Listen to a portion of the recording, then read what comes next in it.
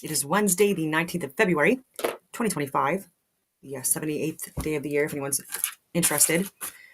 A lot more interesting information to look into. And then I absolutely want to show corruption everywhere. Sam Cooper reveals foreign interference at the highest levels in Canada. Need to watch that today. But before I even get into that, I just wanted to go into my social media, just some interesting things that I've shared with friends and colleagues in the last 24 hours. Oh, actually, I'll read the title first. The mafia is the reason why all our devices are blue lit. Interesting.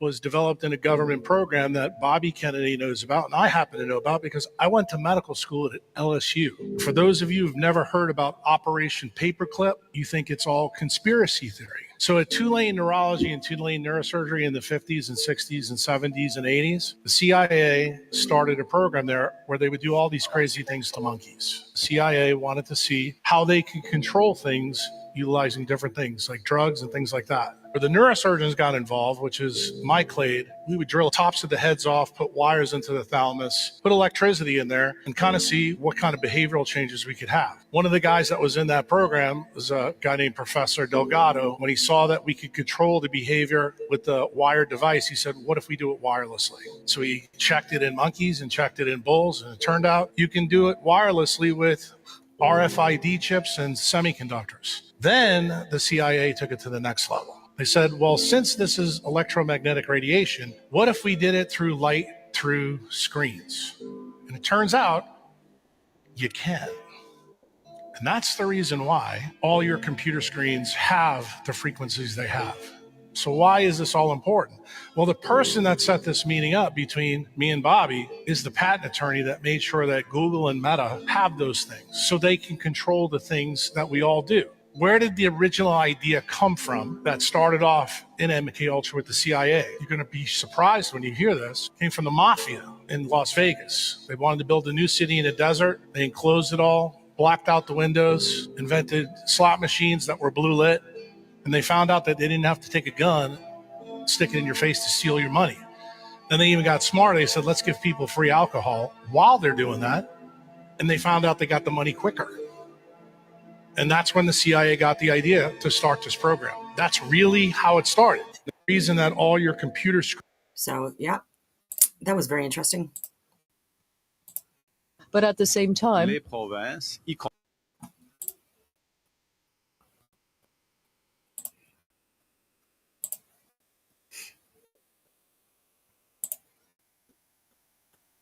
oh, I've shared more since this. Excuse me. Just here if it's going to load it. Oh, yes. And today, on this day in history, Nicolaus Copernicus' birthday. And fuck that guy. No offense. I was on ChatGPT again yesterday, asking for like the Coles Notes version of Eudoxus's cosmology interpretations and Hypatia. Again, these are people that were geniuses of their time and even now geniuses, and they were well ahead. People like Copernicus and Einstein and Aristotle and these people that were alleging are the greats. Instead of looking at these astronomers, mathematicians, scientists of the past, where they built off of those people and then misled us and interpreted it in the wrong way. And yeah, so fuck that guy. It's your birthday on this day in history? Whatever. Yeah, I would love to do this. Point of view, you host a conspiracy night with your friends and decide not to take life too seriously. I just wanted to show people should do more of this. Because then we could get like we can. I would love to ask my friends, like, what are your top 3 conspiracy theories? But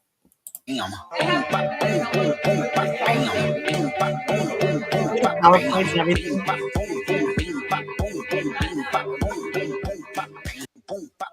I would totally do that. It sounds like a fun night.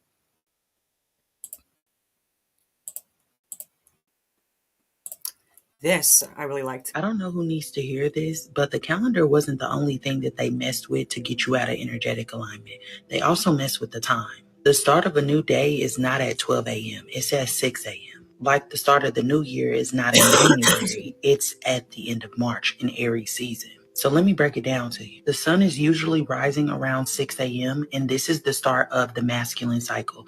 This is when you're going to have the most energy and the most liveliness throughout your day. That cycle goes from 6 a.m. to 6 p.m. At the same time as this cycle starting, a biological process happens in your body where it releases serotonin. Serotonin is a hormone that helps us to wake up, gives us the energy to jump out of bed. It gives us enthusiasm. It gives us creativity. It's the energy of action because the masculine cycle is the activity cycle. Once 6 p.m. hits, it ends this masculine cycle and it moves to the feminine cycle, which is from 6 p.m. to 6 a.m. During this feminine cycle, that's when your body is preparing to go to sleep, or that's the rest cycle. It's a great time for introspection. It's a great time for planning because the feminine energy is about your inner world, where masculine energy is about your outer world. 6 p.m. is usually around the time when the sun is setting. So what starts to happen in your body at that time is that your serotonin is actually transmuted into melatonin. And melatonin is the hormone in our body that helps us go to sleep. So instead of telling you the truth that there's only 12 hours in the day and then there's 12 hours in night,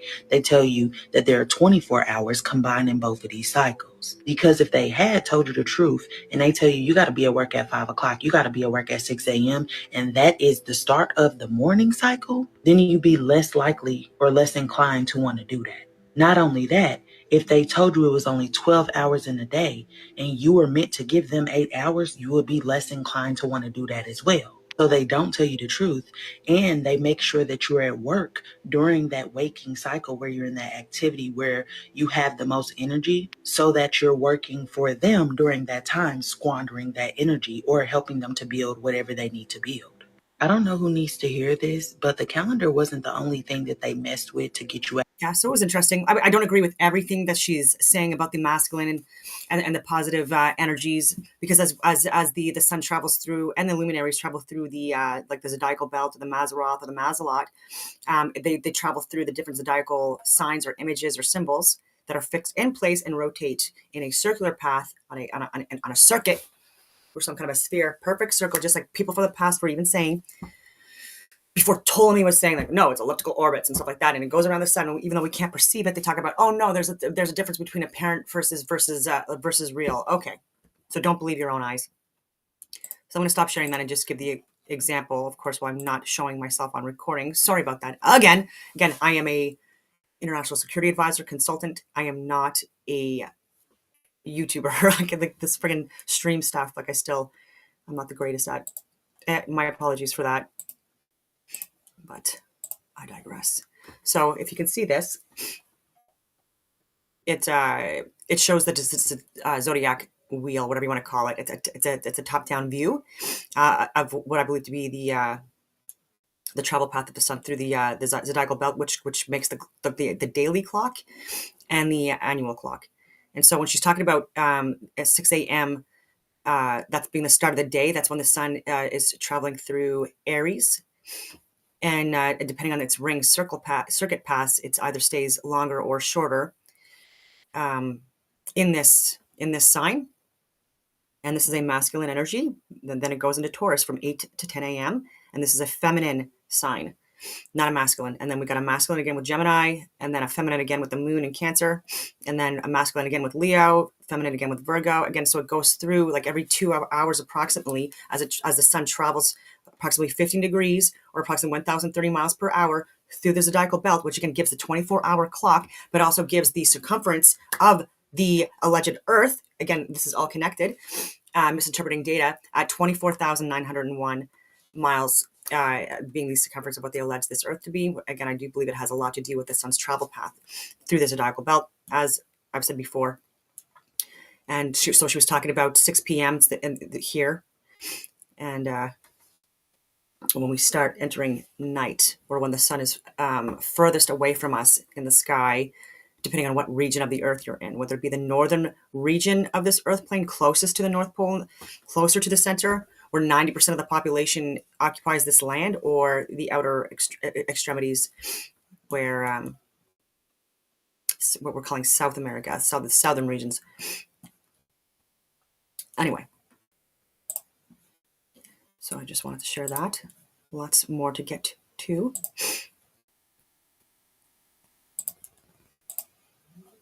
There's more on Mark Carney. The WEF openly advocates for radical climate change regardless of economic impact, a complete transformation of the global financial system, public-private partnerships that blur democratic accountability, and Carney is one of their key players. Election, and I support him. I have been talking with Mark Carney for years now. Mark is a friend of a personal friend of very long standing. He's someone who I talk to often. It's really great for our team to have Mark providing advice to the Liberal Party so that we can support Canada and Canadians. You're running as an outsider. I am an outsider.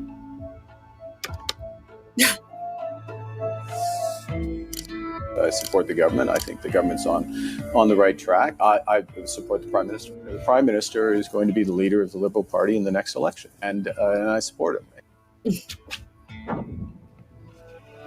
I have been talking with Mark Carney for... All right, there's more. Let me see here.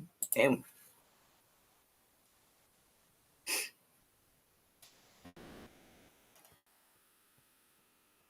After about how many years were you at?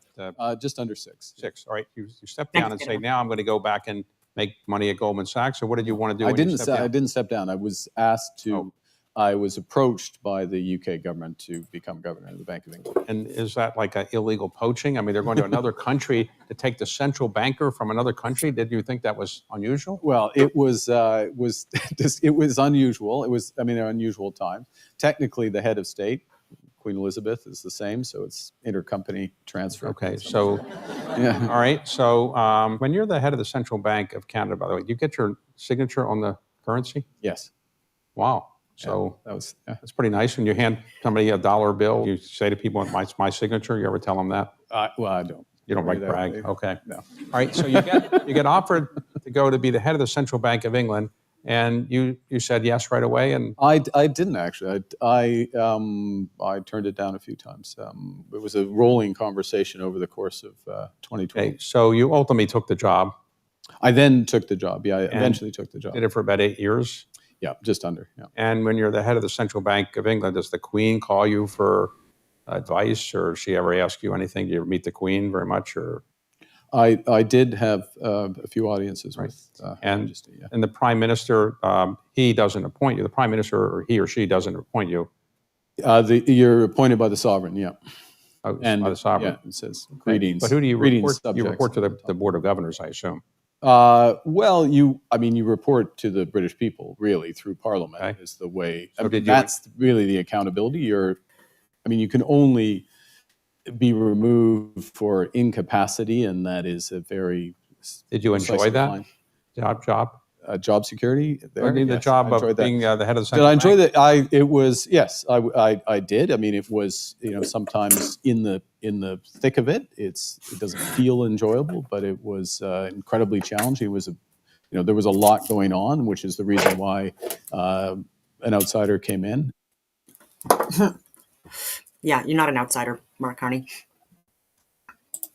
I know you want us to think you are, but you are an elitist. Propagandists. All right. Yeah. Oh my God, the well runs deep, as they say. And of course, I'm not recording myself again. My goodness.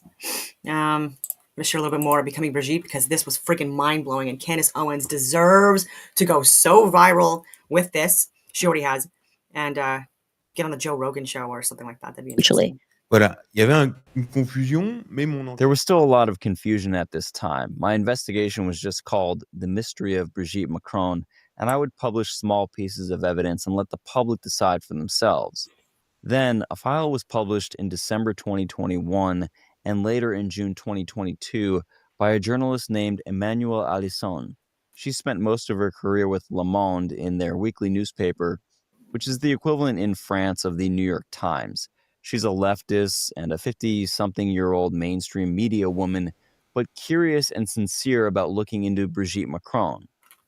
So she starts following the story and considers these articles to be sexist attacks upon Brigitte Macron. Yeah. But she does see that there's some other deeper underlying issue here. She starts following Natasha Ray and relaying the stories, and although I knew that these stories would then be relayed in a very fake news fashion, to where the doors would be open onto her, which might not be open onto me in the same way, since I was sort of a more problematic figure in terms of the mainstream media. I ultimately felt that she would be someone they would actually give information to, given her background as a mainstream media journalist and her approach. I then decided to go back to the archives, more specifically departmental archives, and find all the class lists.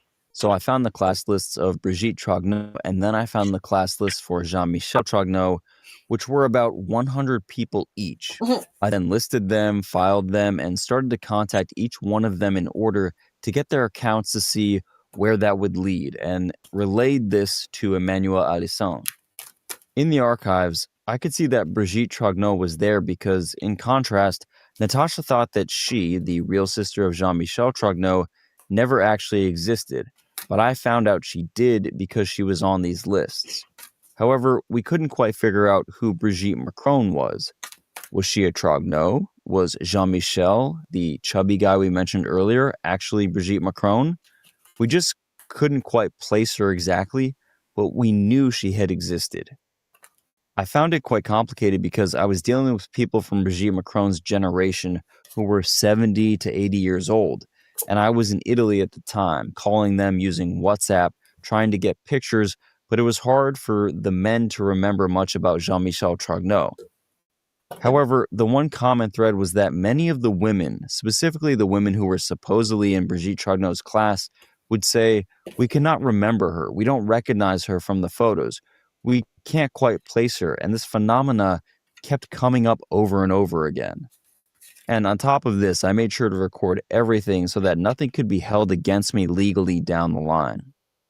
Fascinating. So you're going through the class lists and you're coming across the name Brigitte Trogneau, but when you actually speak to the classmates, they have no recollection of a Brigitte Trogneau. Et moi, je me disais, bon, à ce moment-là, on est In June 2023, I was thinking, this is all too weird. I still didn't, after all my research, have a single confirmed photo of Brigitte Trogneau or Jean-Michel Trogneau at this point.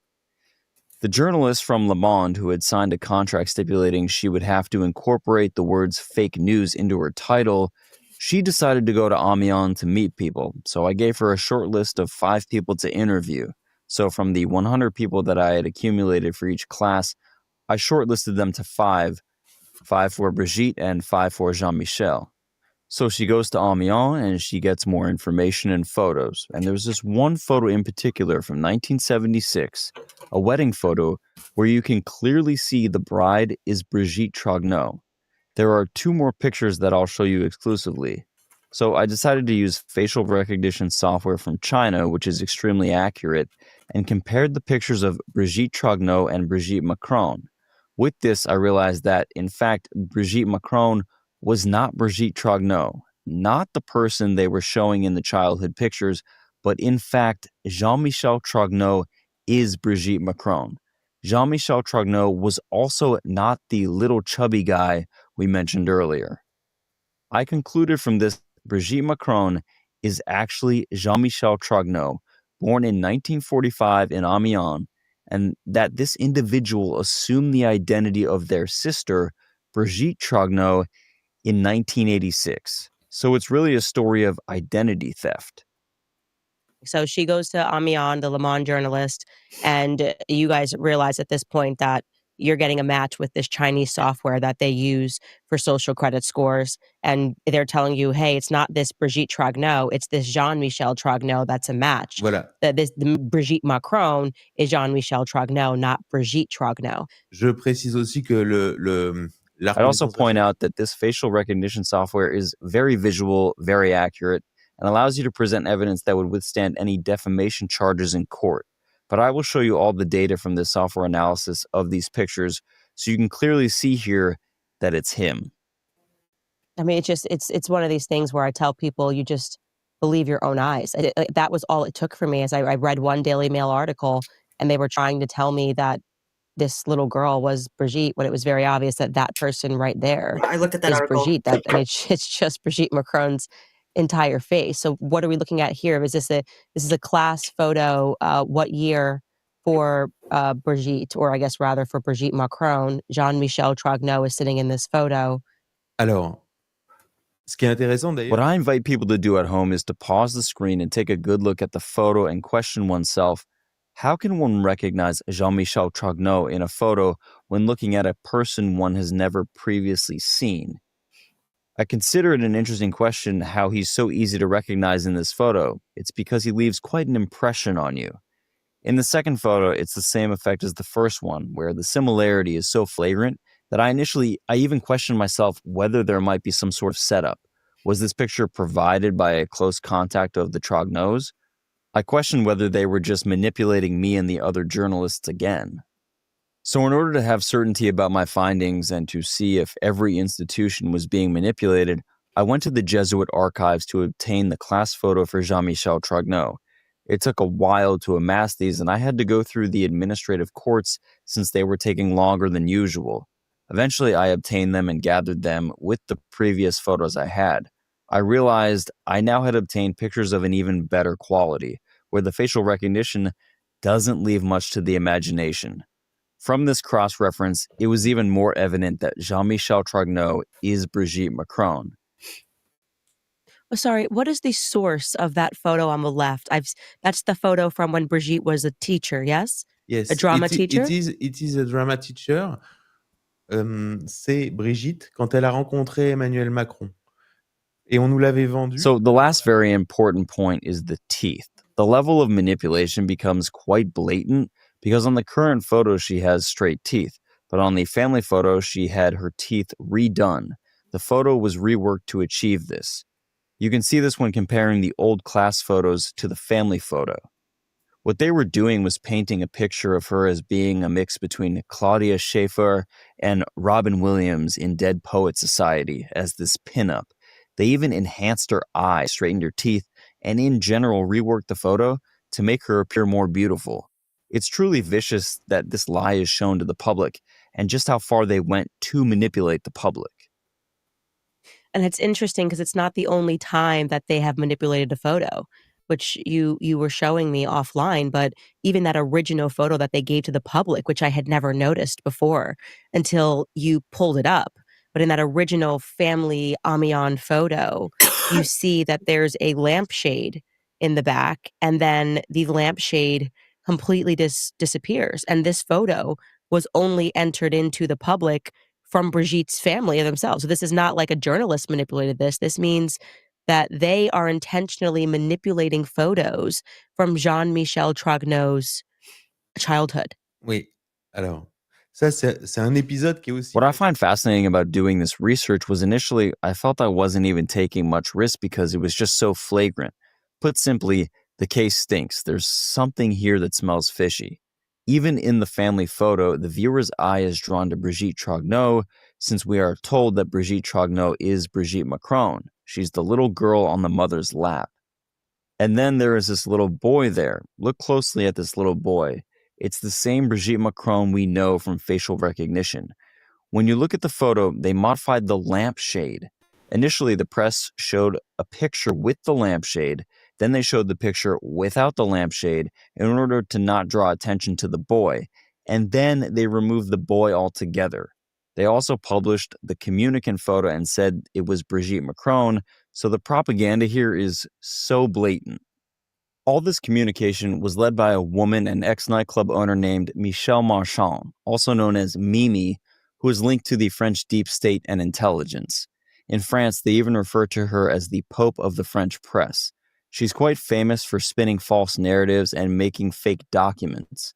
For example, she tarnished the reputation of a businessman named Omar Faouche by having false Interpol profiles created in his name and distributed in Parisian newsrooms, destroying his reputation by making it appear that he was wanted by police.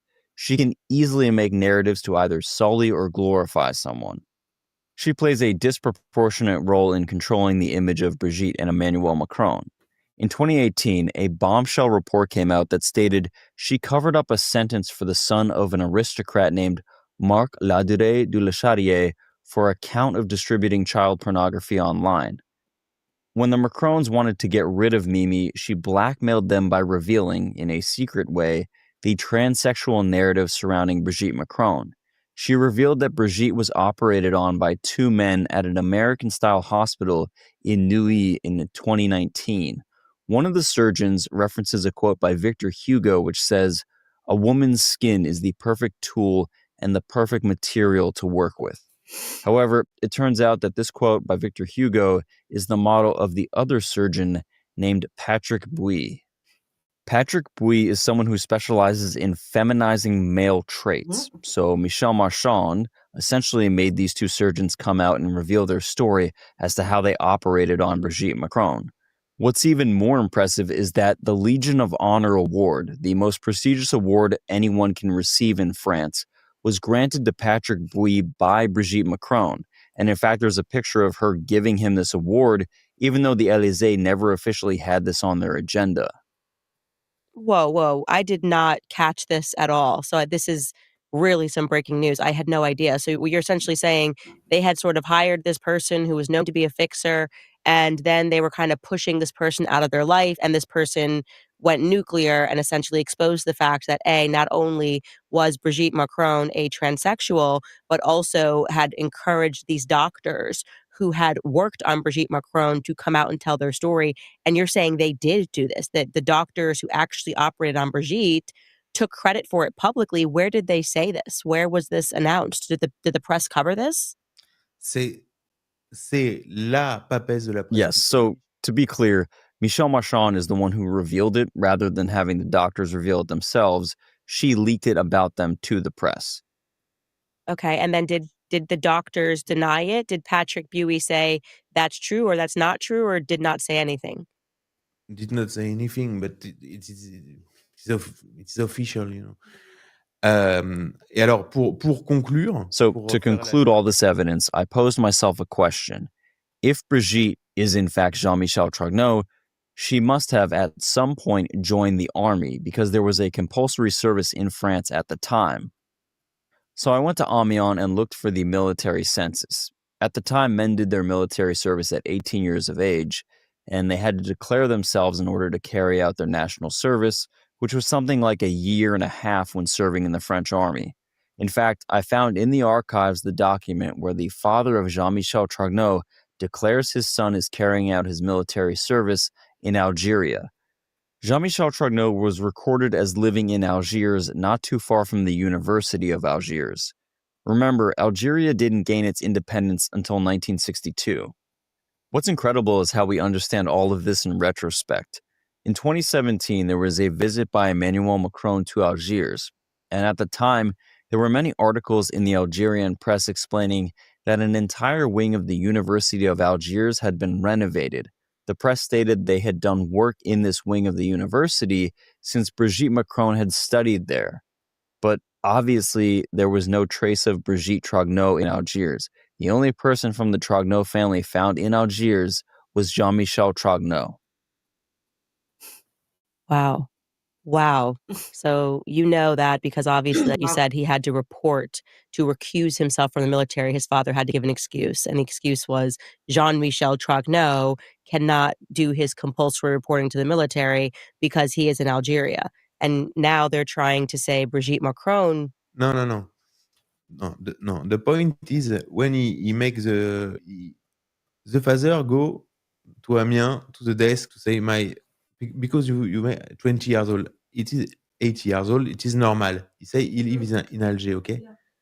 But when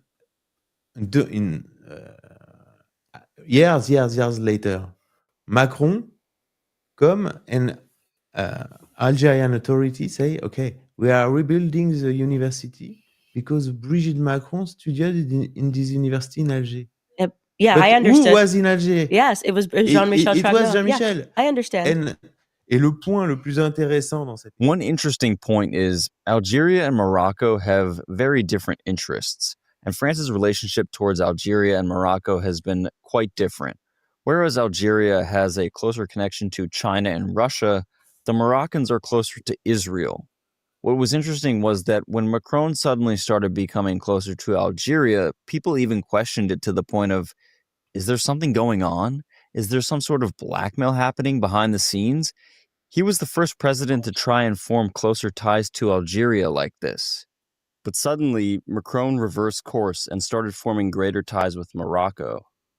When I published information on Brigitte and Jean-Michel Trogneau, I read an article in the La Nouvelle République d'Alger, which is essentially the equivalent of the Washington Post in Algeria, and who have ties to Algerian intelligence. They stated Macron started moving closer to Morocco due to Morocco blackmailing him using Israeli spy software called Pegasus. So when Morocco forced Macron's hand to I've increase talked about ties with Pegasus. them, this paper in Algeria actually said that Macron is, quote, a cocaine-addicted president and psychopath under the influence of his, quote, wife, Jean-Michel Trogneau, who leads France without ever having been elected. So to conclude with a little exclusivity, the Ministry of Armed Forces in France did not want to give us military files for Jean-Michel Trogneau, saying that he was protected by a medical note which dated to 1981.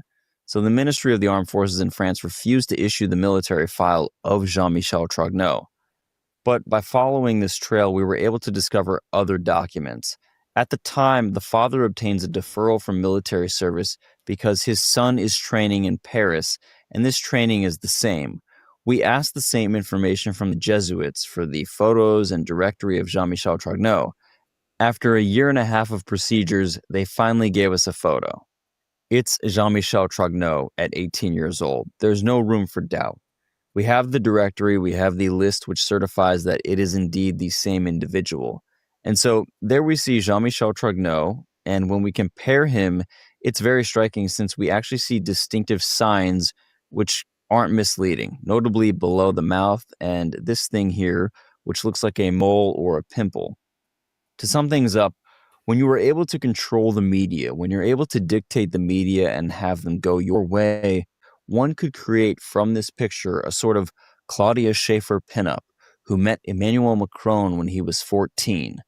I believe in the future, producers and film executives will have a field day recreating this interesting story. I mean, this is just incredible. I would venture to say that in France right now, a deranged homosexual is running the country with his child victim, which is to say, a child that he statutorily raped. I mean, legally, what happened in the best conclusion would be that Emmanuel Macron was statutorily raped.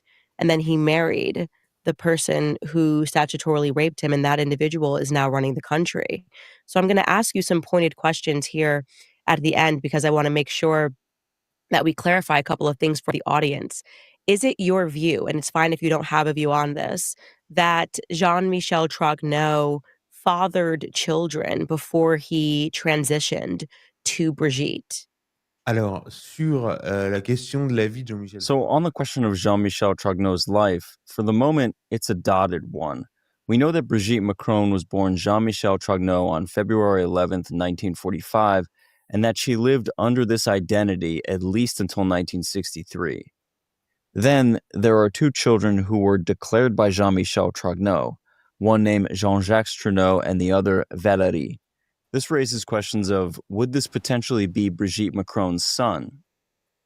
Well, this Jean-Jacques Trogneau looks like a spitting image of Emmanuel Macron. What's all that about?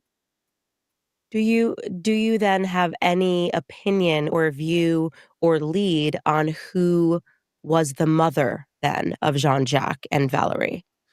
Yes, it's a woman. Alors, I know that much. ah ouais, c'est une femme qui s'appelle Véronique Dreux. It's a woman named Véronique Dreux.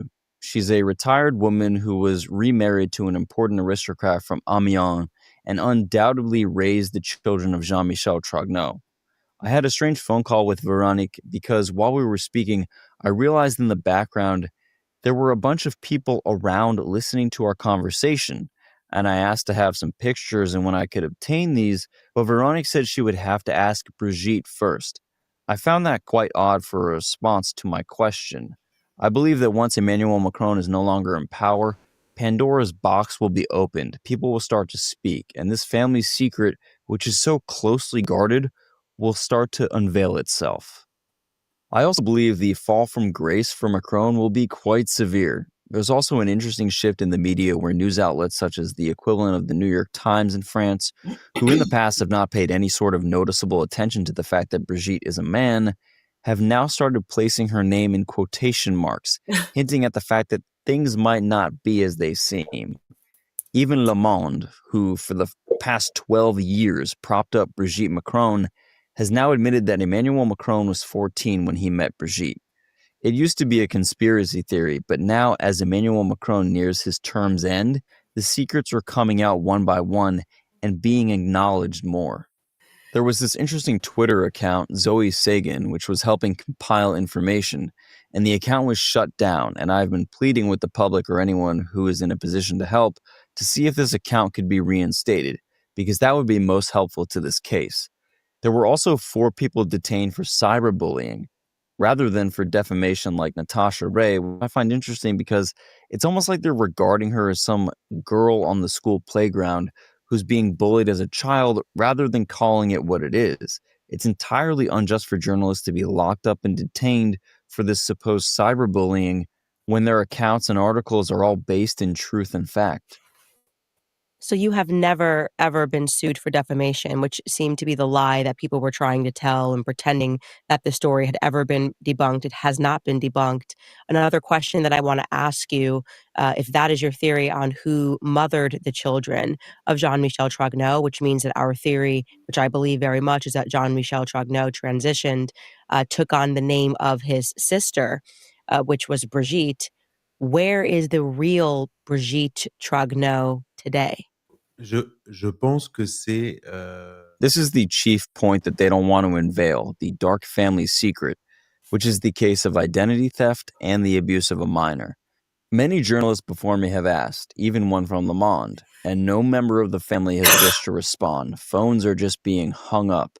People are just not willing to speak about it. Yep, Michelle There's this Obama. interesting notion of consent. Michael. If you take someone's driver's license, even with their consent, it's still identity theft. But it's not a question of this consent. It's a question of a minor who cannot give consent. If you look at how extremely far-fetched all this is, in 2007, when she became Brigitte Macron, this happened under a false identity. This marriage of Brigitte Trogneau becoming Brigitte Macron is constructed on fraud, since Brigitte Trogneau was not the true identity. It was Jean-Michel Trogneau. The French have, in essence, placed in power a couple whose entire identity is based upon a fraudulent construct, forgery, pedophilia, and the abuse of a minor. Yep. When Vladimir Putin spoke of an empire of lies, this is what he meant. I mean, the Guinness Book of World Records couldn't beat how many lies have been told in this entire story. It's time we ask ourselves the question of young leaders. We've had this problem and questioning of morals of Obama in the US, Trudeau in Canada. Are these young leaders being engineered and controlled by blackmail? Yes. You know, I do think, and this is rather mentions Trudeau. conclusively, that the world is sort of waking Small up to Canada. this Yes, great concept country. that leaders are selected and primed and groomed and sort of inserted into powerful positions. This has been a conversation that is now being had in America, even regarding Barack Obama, going backwards and realizing that a lot of what the public was told about his background didn't make any sense at all. And yet at the same time, they used the same mechanisms. They accused anybody that was prodding the narrative of being a racist. This is kind of the same thing with Brigitte Macron. Anybody that's prodding the narrative must be a misogynist or must be an ageist.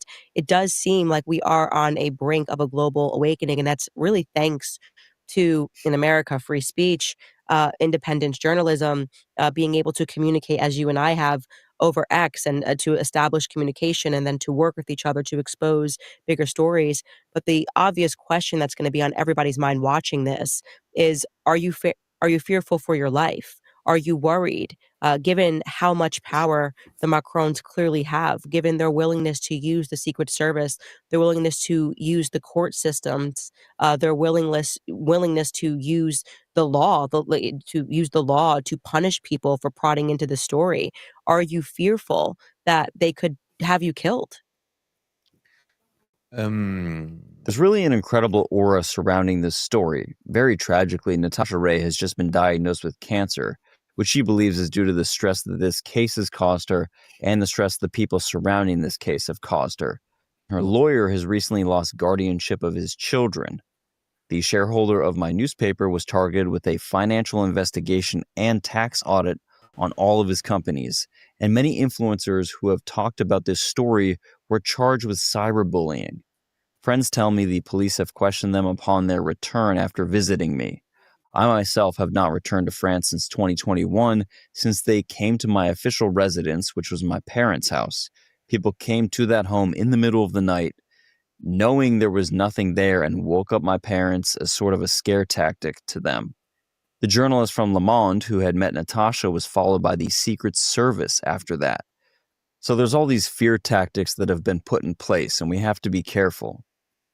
I do believe, however, on a positive note, that the power is crumbling. With the rise of BRICS and the election of Donald Trump, just as in the Second World War, we're almost at the end of an era, and at the moment, the beast is weakening, but that is also when it's at its most dangerous. These pockets of power are becoming smaller in London, Paris, and New York.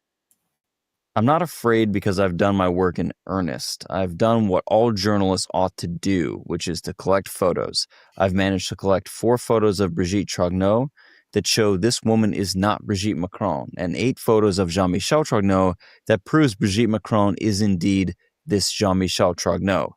It's all been legitimate journalistic work. I believe that when Emmanuel Macron is no longer in power and when the truth is unveiled, people actually will realize I've been quite measured in my response to this. I've done everything in an upstanding way.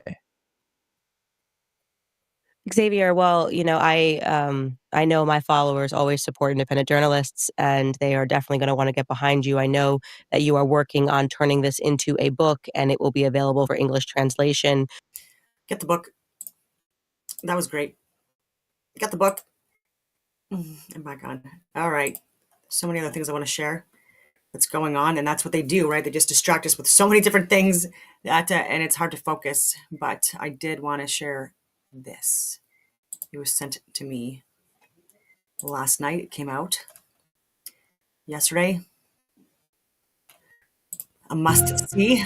I shared the trailer to it the other day. Yesterday. Massive amounts of funds from China and Hong Kong. Don't miss this. Connected to David Eby's advisor. My sources indicate, I'll say it on the record, this should be related to Chinese intelligence. Canadians can't trust the Hague Commission, fortunately. This isn't just at the federal level, it's at all levels of government. Grassroots campaign to vote for the worst candidate, Chandra Arya. Connections to India, connections to China. Look, this is not a joke, what's happening in Canada.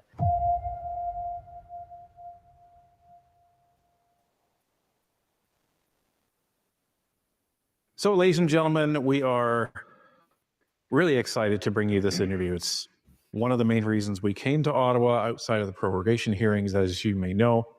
A lot of you have been suggesting that we follow Sam Cooper, read his book, get in touch with him, what have you. There's a reason why we haven't addressed any of those comments. It's because we already had an interest in talking to this individual because of his coverage. Many of you saw him at the press conference with Kevin Wong and Michelle Katsuya way back in the fall, where they talked about some of the possible names of the 11 of the parliamentarians, and we are so excited to talk to Sam about that, about the threat of the Trump tariffs, and maybe so much more as we dive into this. So, Sam, welcome to Northern Perspective. It's great to be with you today. Thank you so much. Listen, there's so much going on right now, and it seems like every interview that we have, we've spoken to a former colonel of the Canadian military. We've spoken to Michelle Katsuya about his thoughts on foreign interference. We've digested a lot of your book, Willful Blindness, which for anyone who is watching, check it out. It will leave your jaw on the floor, no doubt. And I think a lot of Canadians just don't know really what is happening, I would say, behind the veil in Canada. And how we got to this spot. And this all seemed to start with rumors of foreign interference from China a couple of years ago in Parliament. So you've been covering this much more before that came out. So maybe just talk us through, if you can, summarize how China really has become involved in Canada within the last 20 years. And I'm asking you to summarize a large portion of your book, I know that, but just for Canadians that don't have the background. Yeah, it's helpful for me when I get a big sweeping question and a great question like that to think of my career. So I came up as a news reporter in Vancouver, and I was covering or really digging into how foreign money was influencing real estate prices. And I had discovered very clearly that it was massive amounts of funds from China and Hong Kong, and which didn't make a lot of great sense because, the Chinese communist economy and regime has strict controls. So there had to be something interesting or questionable about those massive flows of money. I discovered much of it was ultimately I discovered after years, it was related to very shadowy businessmen, purportedly businessmen. And then getting further into it, it was related to businessmen with links to organized crime, and yet also purportedly legitimate businesses in Canada. To get further, I found that these gentlemen involved in massive casino transactions were involved in underground banking. And this was a discovery of how money was flowing from China and Hong Kong underground into Canada. I ultimately linked it to the drug trade internationally. And my work led to an Australian professor actually designating this the Vancouver model of money laundering. Yeah, and so it's not really good when we have our own model. So. No, it's not what you want to be branded for. An international drug trafficking model based in Vancouver, how China floods money into West Coast of Canada. And, that it's a little bit of a long way to get into. As I was making those discoveries, I was fascinated to the point of obsession when Richard Fadden, some of your viewers will remember, he made headlines around 2010.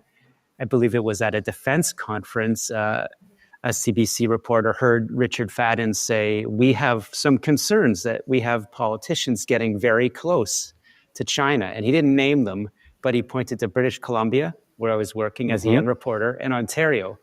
So that around 2010 to 2012, while I'm following the money trail of Vancouver real estate, I start trying to understand what was Richard Fadden talking about, and without rambling too much in this first answer, that's the history of how, ultimately I wrote a book that brought together those threads of international underground finance as it relates to China and drug trafficking, and political influence and foreign interference, and Canadian politicians getting too close to China was the other thread.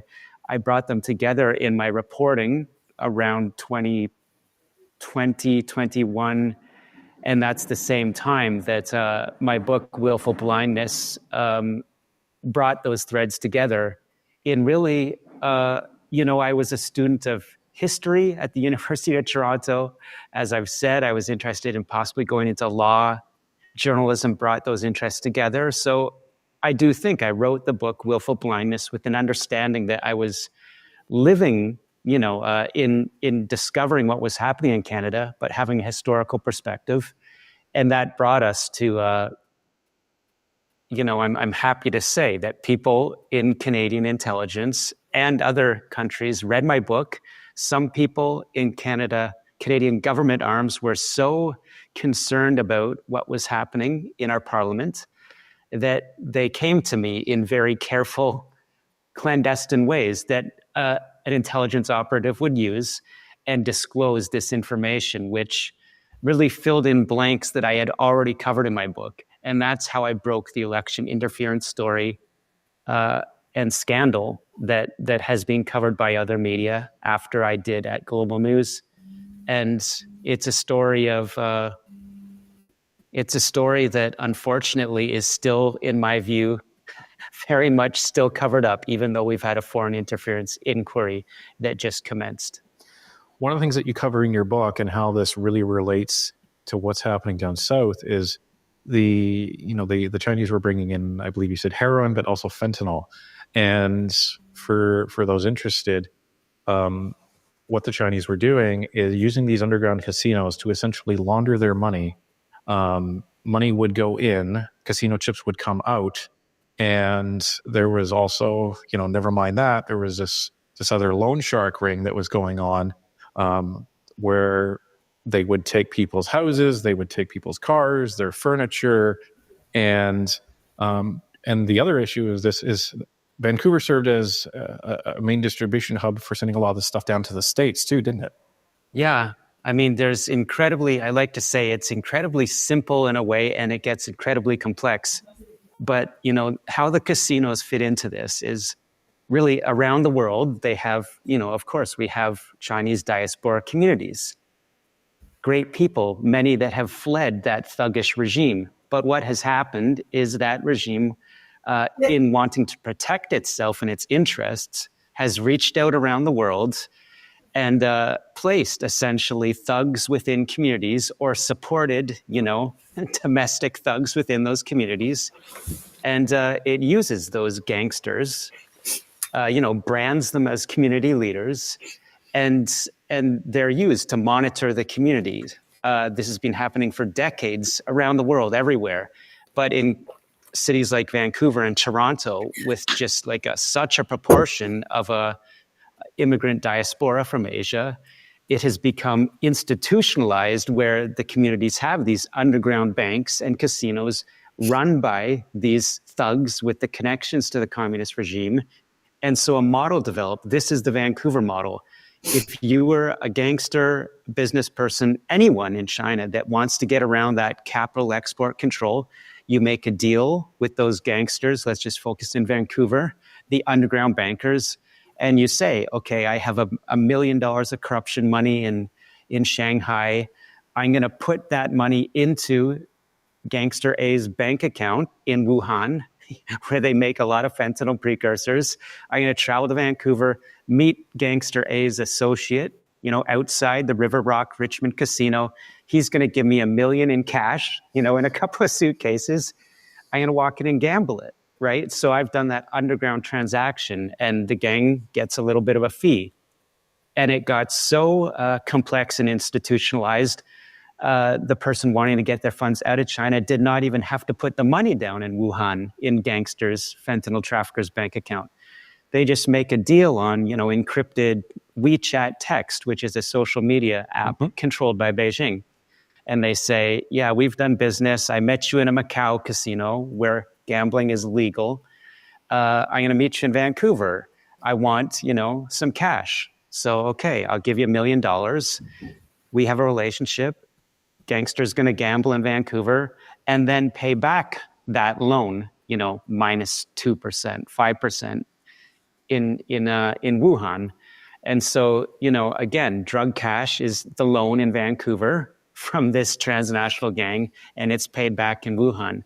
So that's that loop. And, as I say, you mentioned that these loans involve real estate. Yes, when you get that loan in Vancouver and you're going to pay back in Wuhan, it's secured by the gangsters with a lien against your home in Vancouver. So Vancouver, right across the city, just tremendous amounts of homes have these purported legal documents on them that are, it's a way to enforce the loan. And it could be on your Mercedes, and of course, there's a couple kinds of loaning going on.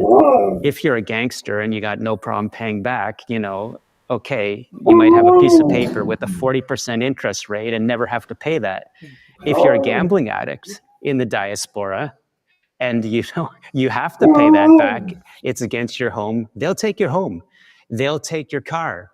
I researched cases in Canadian court files where they taped children. I'm sorry, I get a little emotional. They taped children to the wall and shot holes around them.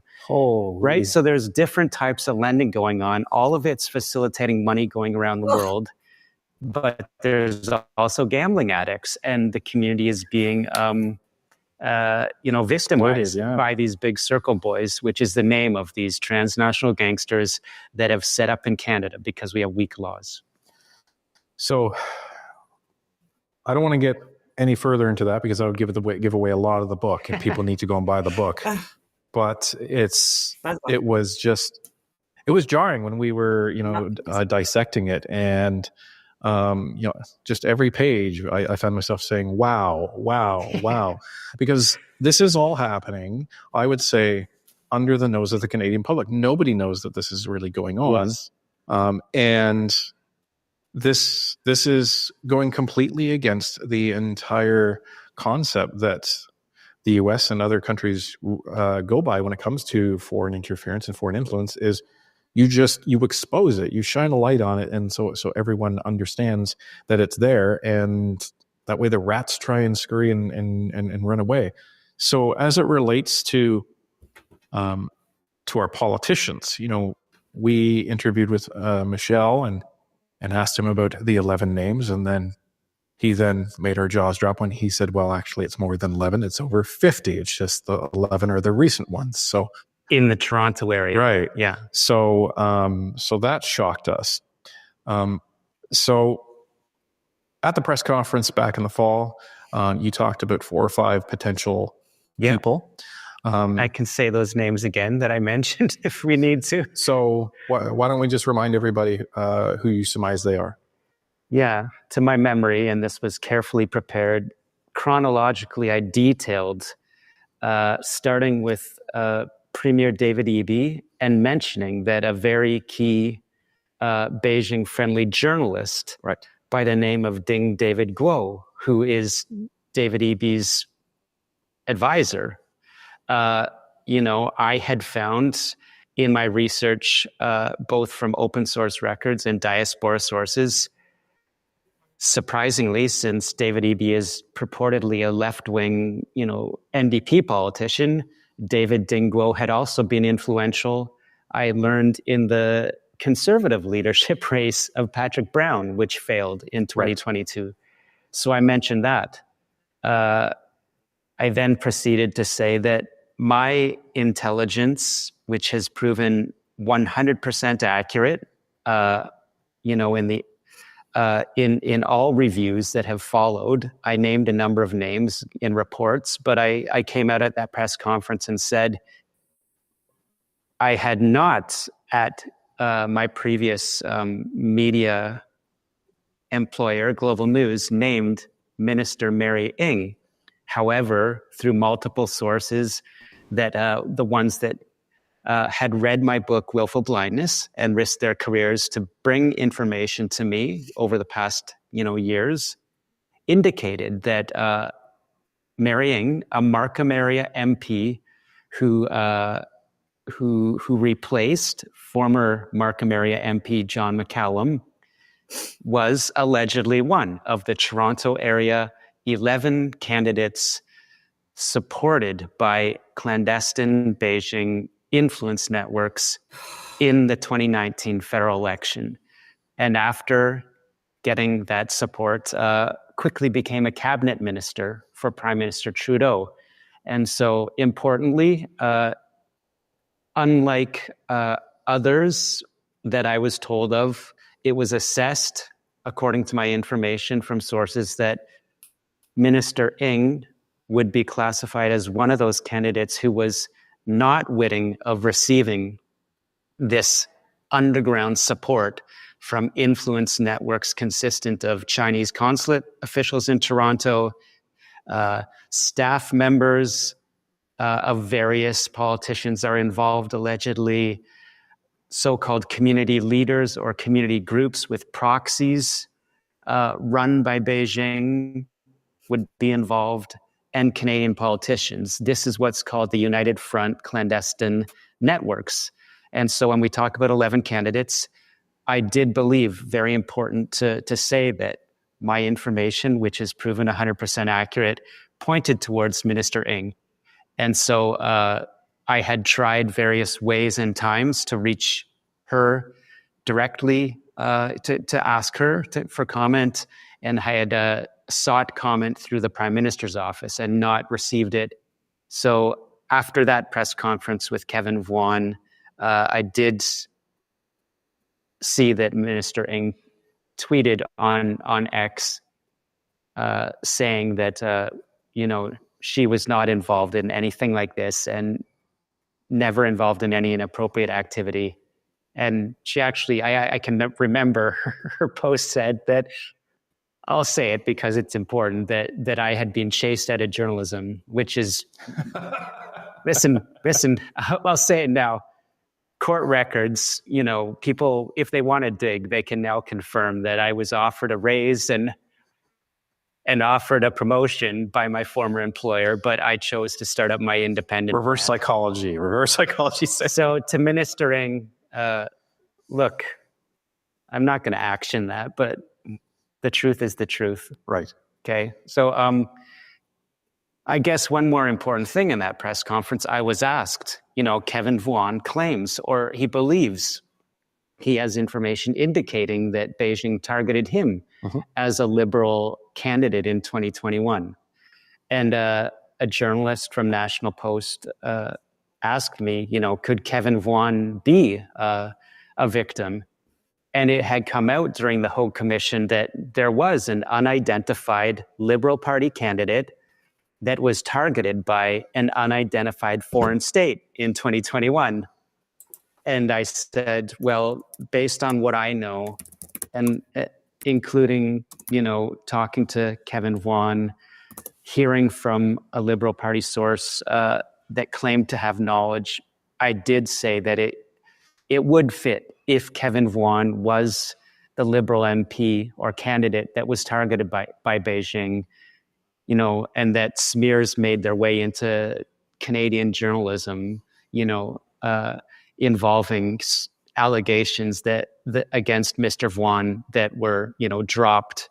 So I do think it's important to say that I would assess a high probability without being able to say or confirm that Kevin Vuan was the victim. I do think it would fit that Kevin Vuan was attacked by Beijing and potentially by Canadian politicians who would have promised Beijing they would be there to attack any colleagues that were critical of Beijing. Right. So I think I've said enough, but I think there could be a case there. And again, the Hogue, Justice Hogue from Quebec came out essentially and didn't say who the victim was there. So we've heard a lot, I think, about people claiming to be victims, in all this reporting. Here we have someone that, limited intelligence says was attacked by Beijing, like Kenny Chu could have lost their career. And yet we can't know who they are. If I was Mr. Vuan and somehow, let's say from the CIA or something, I got confirmation, I'm just speaking from my heart, maybe I would want to have a lawsuit against the Hogue Commission for not saying I'm the victim attacked by perhaps my former colleagues in Parliament if Mr. Vuan doesn't win re-election. Well, especially since the position of the Trudeau government they've tried to revise history and saying, oh, well, whenever anyone is interfered with, we tell them, Michael Chong would beg to differ, Aaron O'Toole would beg to differ, Kenny Chu would beg to differ. Yeah. And now it's interesting that Mary Ng has said that she's not going to run in the next election. So that's that interested me. I did note that with interest, as they say. Yeah. So, and a couple other names came up in that press conference. I think Parm Baines, his name came up. Yes. And this is more related to the NSICOP report. Okay, so I just lit a cigar too. Kind of like I just got from one of my contacts here in Ottawa. He was talking about Pat King, who I've been following the court case. Many people have been. He is someone that was that he had criminal charges laid against him. I'll get into the article right now and show you it.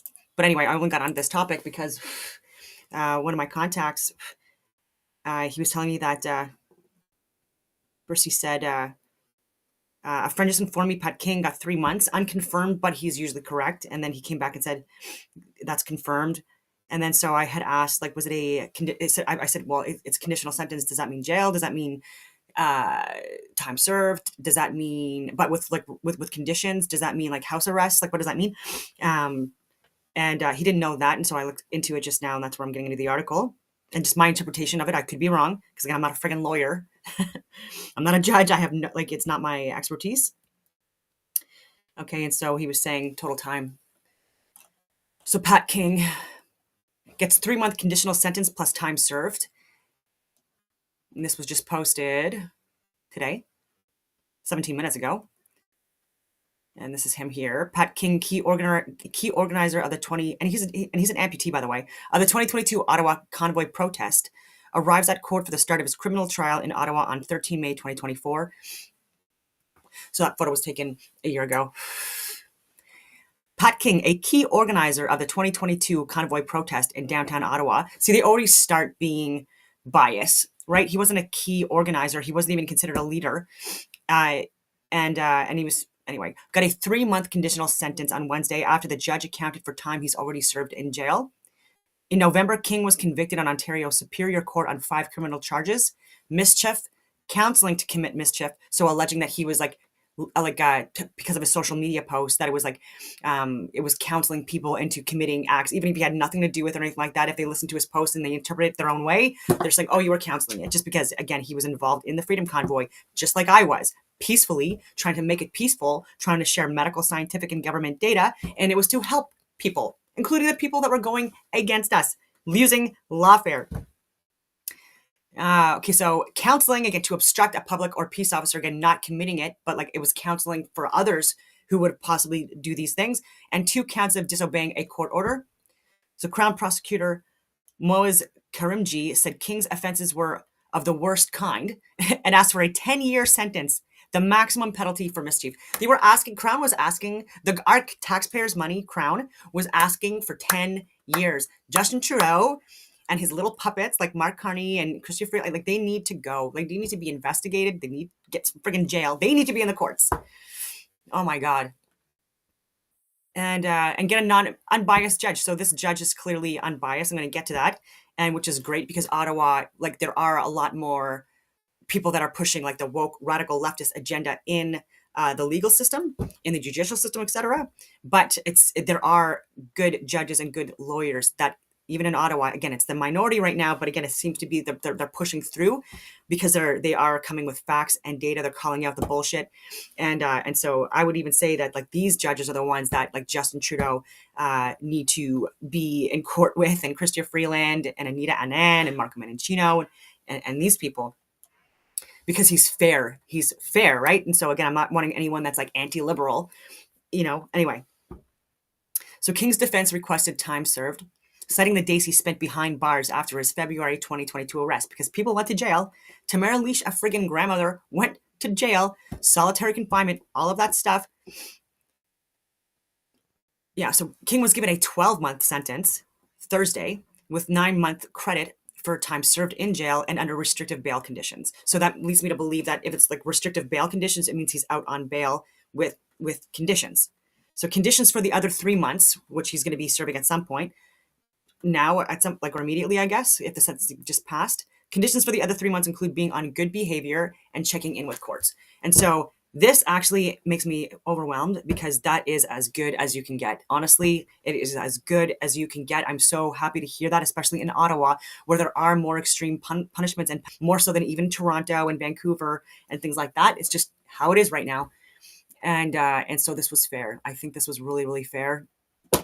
And he is a hero. And he did get the awareness out there about a lot of things, including the fact that we couldn't isolate the variant, the virus, and won that in court in 2021. And again, it just seems like a good, genuine guy that isn't perfect in his delivery, but that was coming from a good place. And again, the Freedom Convoy, I will say, it was a staged and planned event, just like January 6th, with government plants and crisis actors and in-beds, people that are supporting the lobbyists and the corporations and the aristocrats, and not the people. The billionaire, millionaire, elitist clubs, right? And yeah, but more and more people like were just upset enough at all the restrictions and the further actually it was extreme measures that were already being imposed on Canadians during the pandemic. Like that's full stop. Like there's just too much proof out there now for it to be that for any suggestions otherwise. And so without the Freedom Convoy, right, they wanted it to be like small so that it could be more controllable. They wanted there to be a riot, and that is why allegedly Brian Fox, the head of Enterprise, a millionaire, someone that it is known within cabinet, like Marco Mendocino possibly knows him. He didn't admit that at all when he was under oath during the Emergency Act hearings, and then again talking about employing tanks on civilians and stuff like that. Just ridiculous, like elitist types that just have no idea about the actual reality of the world and what they live in. And then people, there was grassroots groups that formed, and again peaceful. They were coming and they were dancing in the streets. They were helping clean up the streets. They were volunteering. They were like listening to music, bouncy castles. They were speaking to the public, like spreading awareness. I'm talking about actual experts like doctors and lawyers and veterans, and indigenous communities were also speaking out on the like the mandates and the restrictions and the lockdowns, and Justin Trudeau ran away from all of that stuff and again declared an unlawful, unconstitutional emergency act on us. and that was overturned again by a judge that is a hero last year. And they're appealing that, obviously, using taxpayer money. But anyway, sorry, I just wanted to talk about Pat King because that just developed today. And I'm just glad that he's not going into jail because I'll read it. The Crown wanted 10 fucking years. And I'm sorry for swearing, but it's just like whoever these people are, like I hope they get their licenses removed. Like they are not in it for the people. Where is this? Did I close it down? No, I didn't. What the fuck? Bear with me. Okay, it seems my video shut down.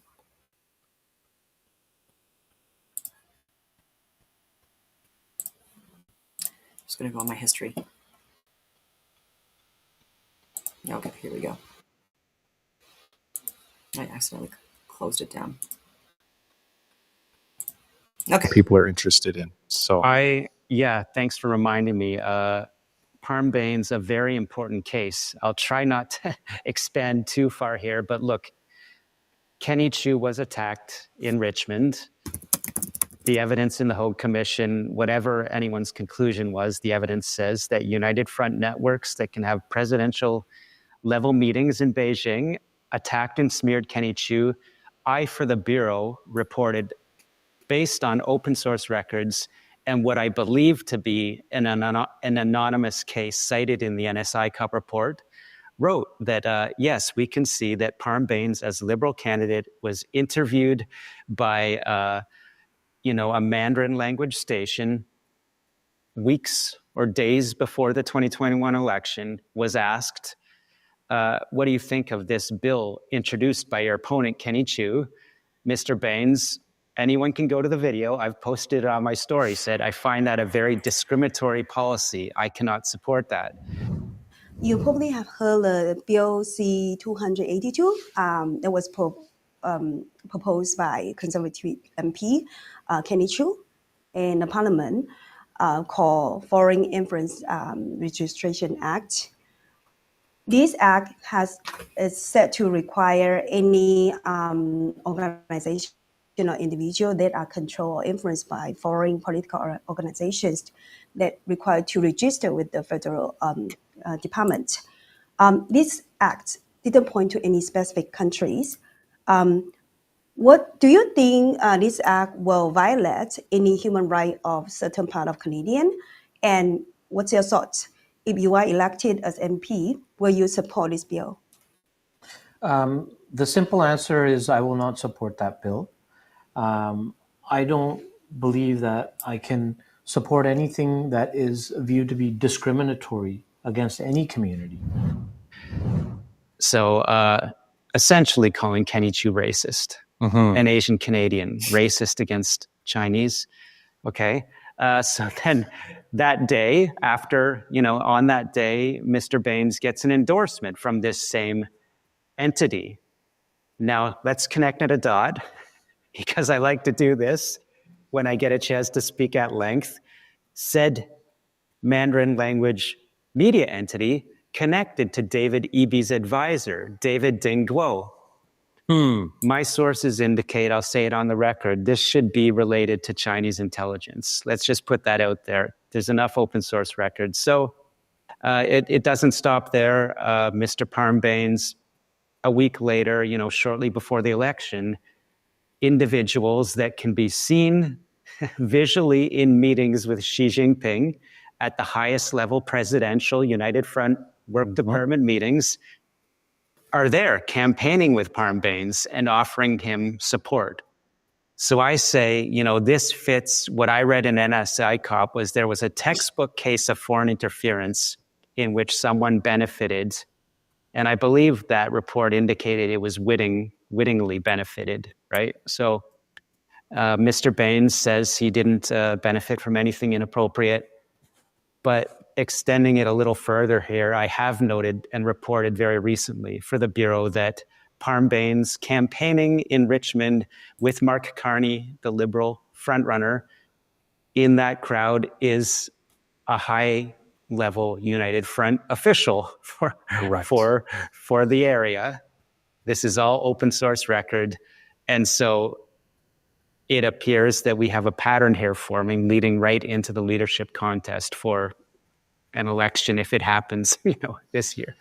100%. And for those wondering about the United Front reference, there is an organization called the United Front Work Department, and that is essentially the organization that reports directly into the Beijing government. For those that are wondering, so when Sam refers to a United Front type of operation, that's what we're talking about. So yeah, very importantly, I mean, the documents that I read, to form my reporting in 2022 and 2023, and documents now disclosed in the Hague Commission say that under Xi Jinping, the United Front ramped up to tens of thousands of cadres, and she elevated this United Front, which is called, in Chinese language documents, a magic weapon for the Chinese Communist Party to influence abroad. And as the CIA says, it's a high-level core entity of the party to exert control over the 1.4 billion masses in mainland China. I don't know, 99% of which would not be, or more, not Chinese Communist Party members. So let's talk about NSICOP. There is allegedly 11 total parliamentarians in there that are wittingly or unwittingly or semi-wittingly collaborating with foreign states against the interests of Canada. We've talked about one of them, Parmbanes. We've talked about a couple of them. Do you have any inkling on who the entire 11 are? And this is where it gets There's more than that, a little touchy, I know, because there's a question of evidence and there's a question of, there's other questions. Yeah. So, I mean, to get back to it, my reporting for Global pointed to 11 in the Toronto area alone. And that's in 2019. These are candidates, 7 Liberal candidates, 4 Conservative. So in the Toronto area, and the document I read and reported upon was a Privy Council office document from the Intelligence Assessment Secretariat vetting 100 CSIS reports. So in terms of intelligence, it doesn't get more solid than that. We have 2 agencies and, a vetting and filtering process and a very limited statement I read. And so 11, some witting, some not witting. Again, marrying, being a minister, being extremely close to the inner power circle of the Trudeau government and office, having capacity to make appointments, judges should be crown corporations, all kinds of, right? People that came to me and risked their careers and more felt it very important that marrying be named among those 11 and yet not among the witting. So other politicians in the network were named at this point because of something that I'm I'm not happy, that I call lawfare activity, and really ongoing lawsuits that involve global news. I don't want to reiterate names that came out beyond that, that global news is involved in, but my own work, continuing work, I've said, that's 11 in Toronto. Parm Baines is out in Vancouver. Right. Kenny Chu egregiously attacked. Oh my God. Okay, so what do you think about the microsonic energy systems? Oh, I can actually post comments from Rumble now on Rumble. That's amazing. I mean, it's sound waves. And it's like the sound waves, I include that to be the audible and inaudible wave spectrum, whatever you want to call it. Sound, including sonic waves, they necessarily require a medium. And so I'm going to look into all of this stuff. I'm probably going to do a video on it because it's just very interesting. It's just like my brain is friggin' moving. But even with that, what they're calling like sound energy or sonic energy, using energy systems. Let me see here. Yeah, green power machine. Frequently asked questions. So, anyways, and these technologies, they don't run well in colder climates. So anything below freezing, they're saying that these you don't want to run them at those temperatures, and so it absolutely is free energy harnessing, atmosphere particle harnessing free energy. What I like to call like magnetic energy, or whatever you want to call it, nuclear energy, and not electrical energy.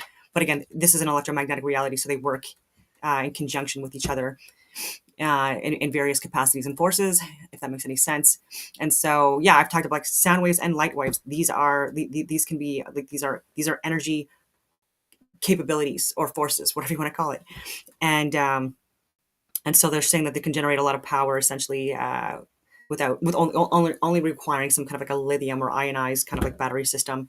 Doesn't need to be plugged in, does not require electricity. And again, it's what it's doing is it's doing some kind of like an alchemical process with the ether, harnessing that energy from the fucking ether. Like what I'm reiterating again, because people are saying there's no such thing as friggin' ether. There is ether, and this is what light and sound travels through. It necessarily requires a medium, whether it be like through water or through air or through like the higher or lower pressure, density, temperature systems, and how electricity and magnetism are harnessed or utilized as energy is largely dependent on things like density of the particles, density of the elements in solid, liquid, gas, and plasma states. Yes, like solid, liquid, gas, and plasma.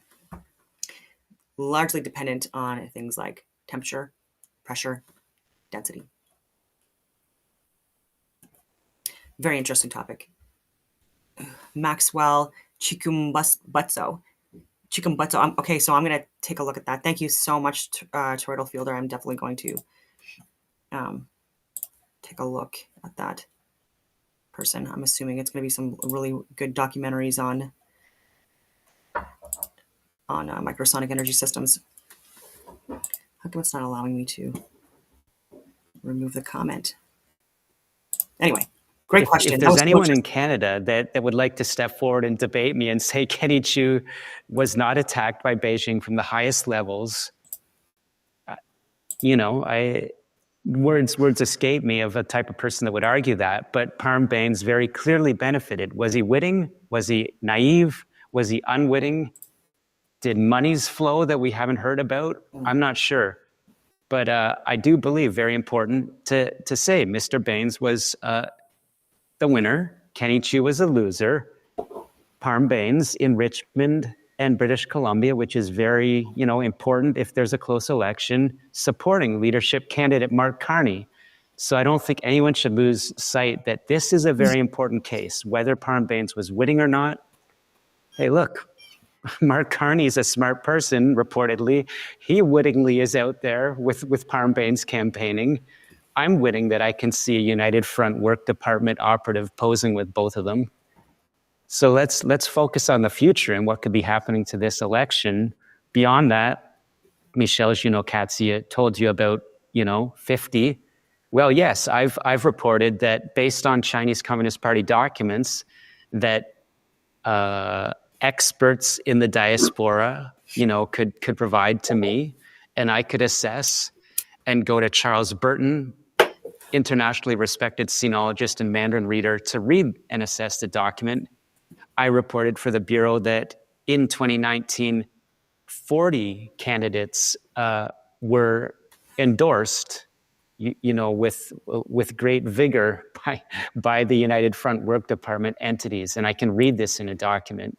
So this fits with what I was told by a very important source, that 11 in Toronto is one number, but 40 to 50 should be the number of candidates supported by Beijing that some people of integrity in Canadian intelligence believe is the real figure, around 50, supported by China. That's what we should be afraid of in this coming election. And the other disturbing thing is that that's just China. And there was other intelligence that was discussed in the Haut Commission about potential MPs that are collaborating with India at the same time. And one that's collaborating with two unidentified nations. So is that China and India? Is it China and Iran? I believe both. I agree. They could be both cases of those. And yes, India, Iran, other Middle Eastern nations will be in the mix. Right. Thuggish or authoritarian African states could be in the mix. So you're right. China, by far the biggest threat.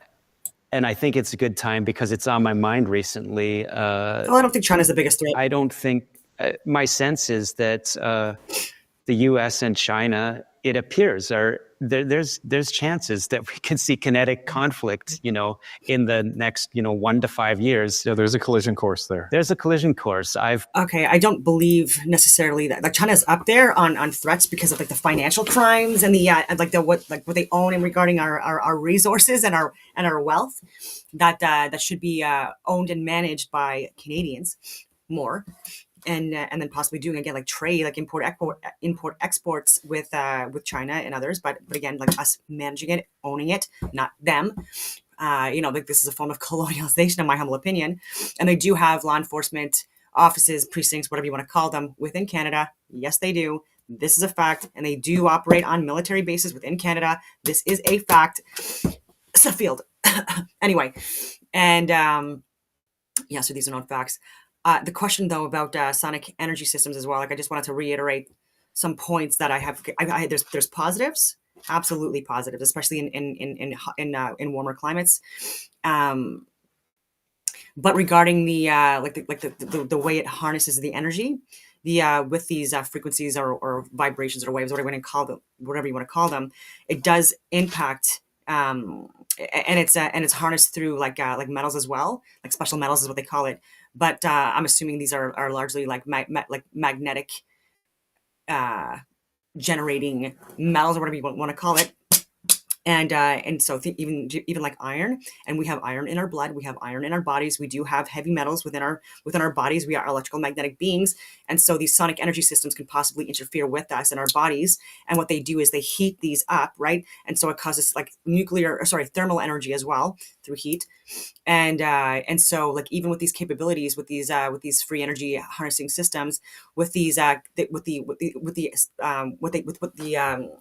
capabilities they use, I'm all over the place, they require some kind of a thermal management, insulation, cooling system, to keep it at a certain temperature so it's not damaging the area that it's surrounding, including tissue. So tissue can be heated up as well, right? And so we don't have anything within our tissues and all over our body I mean, we do technically like have systems in place naturally to regulate our temperatures and things like that, and to regulate our organs and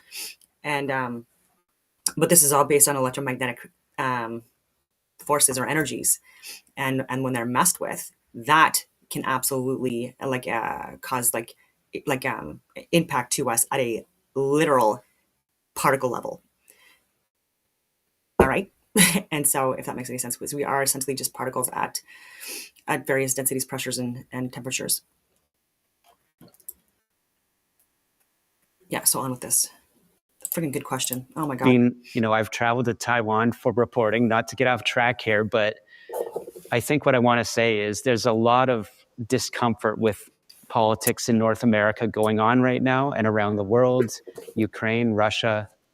It seems to be driven by an American government, whether you like it or not. They're focused on a collision course, and that's China.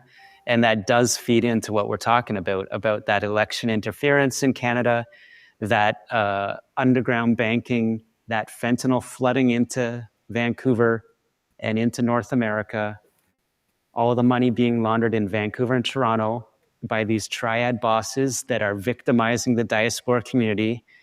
Again, I'm the type of person that I do get a bit emotional when I read documents that these big circle thugs tape children to walls and shoot holes around them. They kidnap children when there's a loan debt. And our government has let these people run wild in our communities.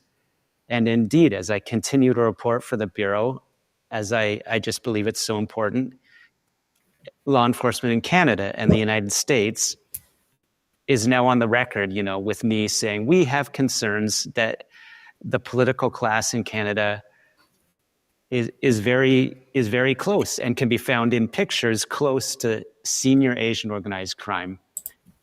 So I covered a few bases there and circled back, but China, number one threat, India, Iran, yes, supporting politicians in Canada, other nations as well.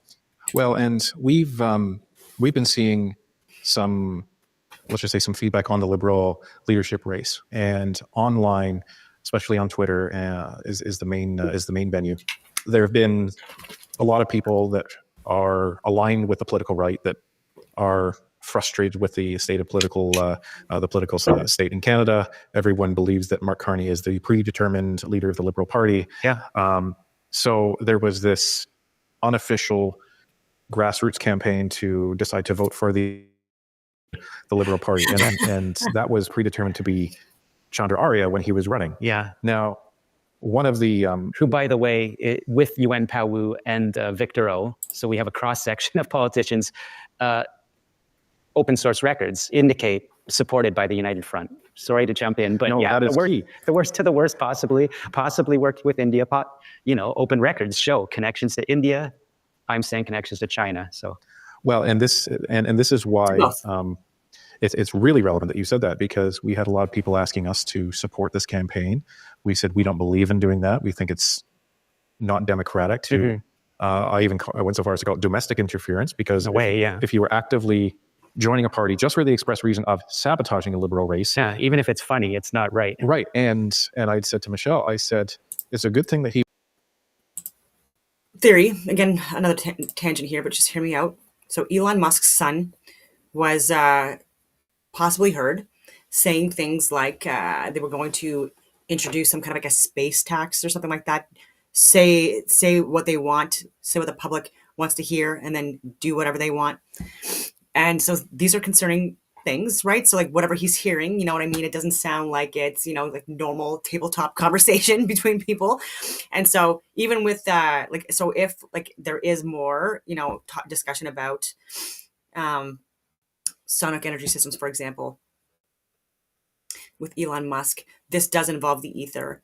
It's going to be an energy system that requires the ether, like I was saying before. And this is another way that I can think that he could possibly link this to some kind of like a space tax or an ether tax whatever you want to call it, and then regulate that as well, right? Like taxes are like, they are so ridiculous right now, and even with property taxes, we're using these property taxes to what they're saying is what you're paying for services that you need. You're paying for an education system. You're paying for, like fire services. You're paying for waste management, all this stuff. So these are needed services like police, but we already pay taxes for that.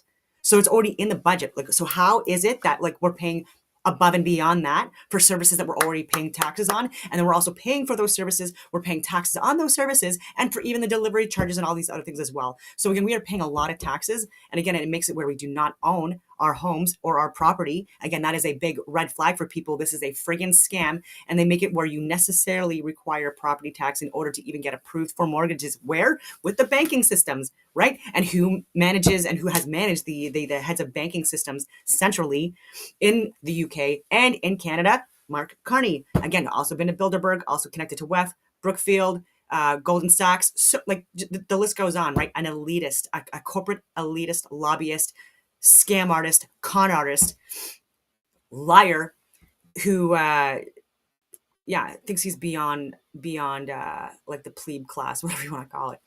And so, but anyways, and he's involved with, again, the groups, like, I hate to say it, Elon Musk, it's a family generational thing with this deep state elitist bullshit. And so there's a lot of money that can be gained for that kind of a tax. Oh my God, taxing on the carbon footprint, all that stuff that we're already doing. This is absolutely a scam. And so there's pros and cons. Will it be used in a good, useful way, like it should be? To varying degrees, yes, but also it's absolutely going to be exploitative. And to kind of further have that wage gap, that elitist gap that we're seeing more and more of, and what is in apparent democratic societies, which I would argue are absolutely not democratic and absolutely run by an authoritarian aristocratic regime. And a lot of them are pedophiles, and that's a fact. And yeah, so Brigitte Macron, Jean-Michel Trognon is a man, was with Emmanuel Macron when he was 14 years old. When he was in his 40s, lied about it, and then I'm pushing all this woke bullshit, DEI bullshit. Again, I'm not saying that there's not good stuff that does come out of it, but again, a large percentage of what it's being used for is exploitative. It's causing like human rights abuses and crimes against humanity as well. And the funding is being wasted, and there's a lot of kickbacks for the people that are pushing these things, and it's not pushing anything that is based on having good ethics and morals and values and ideologies. And rant over. Yeah, freaking, I don't want an ether tax. Like, I don't like enough of the fucking taxes. Eliminated, because we could have been in a situation that if this campaign was successful, we are poor in Canada. They could have elected someone who's potentially collaborating with foreign nations as the Prime Minister of Canada. Any number of problems could have stemmed from that. Yeah. Right. And sure, he would be only in for a couple of weeks until a confidential comes, but what is he going to be able to do in that couple of weeks? What information is he going to be able to potentially get access to and feed back to people in that couple of weeks? And what disrepute to the Canadian state, which already is a bit of a laughingstock, and that's just becoming clear to Canadians, very sadly. Right. Worldwide. So, So that's where I just became really angry, especially when I kind of corroborated some of that in the Hogue report with potentially Chandra Arya there. So, so this is the issue, because I think we can say China has a success story in sowing distrust in our democracy. Yeah. Along with potentially Russia at the same time. Yeah. I know they do a lot of social media interference as well. A lot of monkeying going on in social media. Yeah. So now we're at a point where Canadians don't trust their government. They're now actively, in a way, working against democracy, and they're almost doing China's work for them. And people need to remember that China and Russia have not stopped. So there's a lot of weird things that are being stated on social media that now people, because they mistrust the government so much, they will just pick them up and broadcast it out to Canadians, so that Russia and China don't actually have to do that. They just have to put out a few little nuggets out there, and people think, hey, that's a good, crazy story. And now everyone believes it.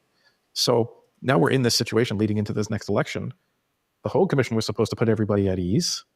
And I think the Hogue Commission has just cause people to just say, nope, this is as corrupt as ever. Because how can you have CSIS agents that are risking jail time, releasing information to different media outlets, Globe and Mail, Global News, and you have the NSICOP commission that is supposedly reviewing all this intelligence. Yeah. Like I keep stressing, there are heroes within the Canadian government or working with them that have been exposing this, this corruption from within for a very long time. Again, it's the minority, and it's because of what's happening to them, all this lawfare and so many other things as well.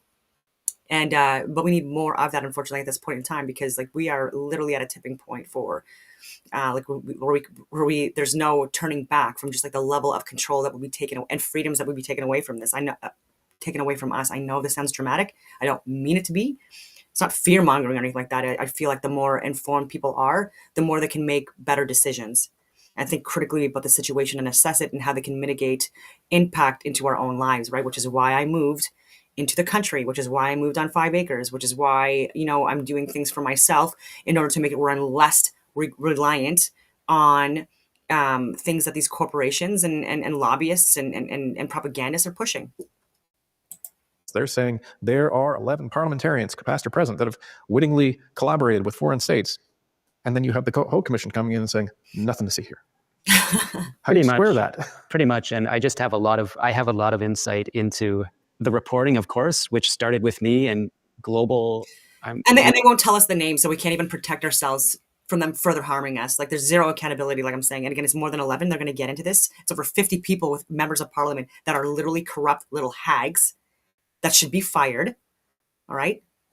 And often with the left and right, it's part of the same bird, right? Just different ways of pushing bullshit that's being propagated and scripted by these elitists. I know how that sounds. And but more so the liberals at this point at NDP. Oh my God, it's just been absolutely wild, the level of corruption, and we need to get better people in. You know, I'll come out and say, you know, due to the Prime Minister's office denialism and lies, Global ran into reporting challenges, and what do you know? Then some people apparently start going to the Globe and Mail, Canada's paper record. They started with Canada's subject matter expert, a single journalist who wrote the book on this. So I've talked before about, it was one of my titles for one of my videos actually, where like the question was, are we in an abusive relationship with our government? ? I think that was one of my first videos in like 2021 when I first started to speak more publicly on these things, because again, no one that I was speaking to or trying to reach out to were listening. And at that point I did have contacts and still do, but like again, these relationships are strained just because of everything that's been mismanaged over the last few years, and oftentimes people being incorrect or on the wrong side of history, and then and so there's, anyways, it's just been uncomfortable. But so it's just like think about it as if they're like parents, right? And like you've got like a mother and a father. So like let's say like one is like the left, the other's the right, and I'm counting this with the Republicans and the Democrats as well. That parental relationship. Let's look at it like that. And they have been in gridlock and fighting with each other for literally decades, but especially in the last 5 years. And it's been absolutely ridiculous where when one wants to like, you know, put in measures or policies that would actually be good for Americans, they're absolutely shutting it down, not even considering looking at it. Why? Because it comes from the Republicans or it comes from the conservatives or vice versa, right? Even things that would be good for the people, like the children, even if it would be good for the children, right? And it's delaying progress as well, and it's actually stifling progress and stuff like that. And they commit lawfare against each other. All right, and they all claim that, you know, to be peaceful, get along and stuff like that, and like everything's fine and stuff like that. But they're committing lawfare, like economic warfare, lawfare on each other.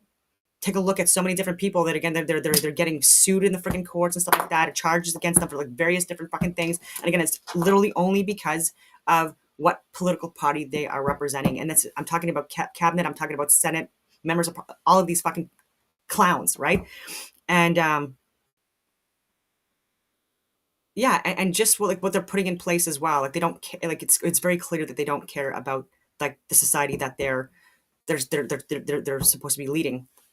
And so yeah, I'm going all over the place with that, but like I absolutely think it's some kind of an abusive relationship. And if they can't get along within cabinet or within Senate or are members of parliament, then like how do they expect it to unfold within the societies that you're supposed to be leading? If you're supposed to be like, you know, like representing the society or better than the society, be held at like more account, be held at higher standards, and this is what you're doing, and how ridiculous your platforms are, and what you're sharing, what you're promoting, and the protests you support and the ones that you don't support, and how you're, you know, declaring emergency acts on innocent civilians, and how you're jailing and targeting people and suspending and charging law enforcement officers who are heroes like Helen Bruce, and kicking people out of the military when pregnant over 20 years in the army, and ruining lives and just not even caring. Why? Because it doesn't fit your bottom dollar, and it doesn't like benefit your friends or your family who have shares and stocks or kickbacks from these fucking pharmaceutical military industrial complex assholes. And enough is enough, right? And so like they're just like these people need to be fired. They literally need to be fired. I know so many people that would be way better in these fucking departments than these clowns. And yeah, but anyways, the financials are coming out, the proof is coming out, and it, you know, it's yeah, coming up. And it then goes to a powerful, you know, powerfully connected journalist named Bob Fife, powerfully connected to the Prime Minister's office too, as well, you know, which is another story. But yeah, I can tell Canadians, look, the NSI COP report is the report they should be following.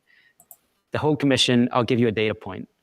We spoke about Minister marrying. My sources, or most important source, indicated very important. The staff member for marrying was taking private meetings, allegedly, with the Chinese intelligence hidden operative Wei Zhao, who was, you know, involved in the research, China research attacks on MP Michael Chan and his family in Hong Kong.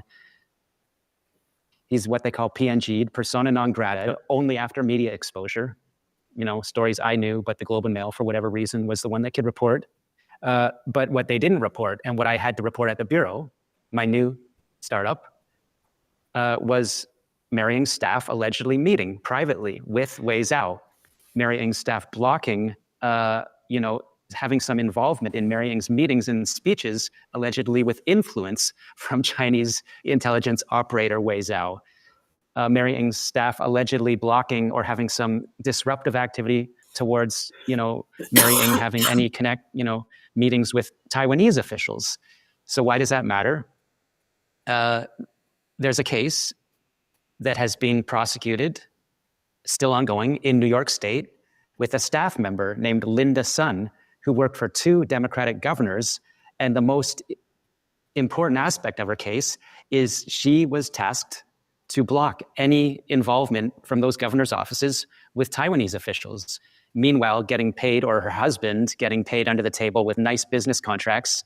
So this couple, you know, have homes in Hawaii and, you know, the East Coast, and nice cars. And it's just a very complex intelligence operation with a political staffer getting paid through her husband. Classic espionage, classic political interference of the highest level of an important state, New York. And yet I'm saying same thing is happening in Canada. A staff member, allegedly, of a minister blocking meetings with Taiwan. Why did that never come out in the Hague Commission? Was that staff member similarly getting, you know, payments, you know, to a relative or something like that? We'll never know, because the Hague Commission has covered up so much. There were meetings in third-party country of various politicians, you know, allegedly involved in clandestine support. Nothing in the Hague Commission in terms of conclusions. This is why I'm saying Canadians can't trust the Hague Commission, unfortunately. At the end of the day, as the subject matter expert who has the most information on this, more than the Globe and Mail, I'm saying, and other former CSIS officers agree with me, it's a whitewash. And, you know, maybe there was some intention to give Canadians a sense of assurance that, yes, some bad stuff happened, but no politicians, you know, knowingly were involved in espionage or influence. So you can trust this next election. We still have a functioning state. Meanwhile, as I say, you know, Hurricane Donald is sort of saying you don't have a functioning state or a functioning military. So we're in a, I don't know, I never thought, I wasn't educated as a Canadian, you know, in the highest level schools in this country to ever believe my state would be in this position, but here we are. It's just it's hard to process. So we're at a point, we're at probably one of the most pivotal points in our country's history, where Canadians need to decide, are we going to accept this any longer? And in speaking with CSIS and speaking with military officials, the message seems to be the same from both of them, is that we need Canadians to take an active role in national security, and we need Canadians to take an active role at every level of government, because to your point and to the points of everybody we've talked to, this isn't just at the federal level, it's at all levels of government all around the country. Yeah. And we need to be demanding that our officials in every election, every candidate, make national security a priority for a change. And we need a government with courage that's going to be willing to make decisions that some people will brand as racist, that some people will brand as politically dangerous. They need to make the courageous decision so we can get back a country that Canadians have confidence in. Because if they don't, then we are going to be just continuing to erode our fabric of democracy, our economy, and I don't think any of us want to see where that leads. I agree. I mean, I do think the world needs Canada, but the world needs Canada with a military that's prepared to use force to defend itself, because we cannot survive, in an increasingly dangerous world if we can't pull our weight. That's been made painfully clear in the past months, right? Mm-hmm. We were free riding for way too long, and how does that work? Politicians free ride so they can hand out various goodies. And I'm not getting into the debate about conservatism or socialism. Right. Look, we just need to have a practical, smart, logical, common sense approach that you do need the elements of force. You do need the elements of having a functioning police force, functioning laws, that if there's corruption of any type politically, you can back down on it. That people are not going to be, because they're a lawyer or a politician, have a veil around them where they can do pretty much anything they want, which is where we are right now. And so, yeah, I do it. We shouldn't be the 51st state, but if we can't carry our weight, it's better than being a silent proxy for China. So I do think we're in that crucial point where, yeah, if you're a Canadian patriot, you need to look at your history, what you were taught, a lot of things you took for granted, and say, yeah, with my next vote, I'm going to decide who's going to support us being a state that has great institutions. And again, force is a part of that. Freedom isn't free. Freedom isn't free. And creating debt. Well, and anyone who purports to be a proud Canadian, it's time to stand up for Canada. So, well, I think there is hope. I think there is desire in the country for change, but Canadians need to understand that they're not alone in this perception of Canada, that it's not what it once was. There's millions of Canadians around that feel the same way. They just need to get engaged and link up with other people like that, and get involved in your elections. Run in the next election, whether it's trustee, whether it's a councillor, whether it's an MPP or MLA, whatever it is. That's the only way this is going to change. But it starts with this next election, and it is not too late to let your MPs, your candidates, know that you expect a Canada that runs without foreign interference. You expect a government that abhors corruption, that roots out corruption, and that is not afraid to expose corruption by laying it out on the table, no matter what party it is. Yeah, without fear or favor. And I'm called back to your point about, in response to such disgust with the current sitting government, people were treating it as a joke. Let's elect the worst candidate. But right. I think that's a teachable point and a great look. This is not a joke, what's happening in Canada. And by the same token, all this misinformation in social media, like, this is a chance. I'm leaning on my upbringing now, that when you're in crisis, dig into the goodness in yourself and your neighbor. And, because a lot of bad forces could push people to just treat your fellow citizens as if they're not as good as you. And Canada should be better than that. And we can be, but it's such a crucial moment. And I really like the way you put it, that, yeah, it's not a joke the way we treat our democracy or our fellow citizens. Well, time will tell, and we'll see what happens after the next election. Sam, thank you for the perspective today. I really enjoyed it. Thanks. That was so good. Yeah, and so I talk a lot about what the Liberals have done to destroy Canada, because they're the political party that's technically in charge right now, and for example, the conservatives. Sorry, so hard to speak right now. Would be classified as the ones that would be providing like more of a check and balance within government. The opposition, even though they still work for government, still taxpayer, all that stuff. They are generally speaking holding people to account that are the current leaders. And but they've had it wrong on COVID. They did walk it back, so that is fair and good.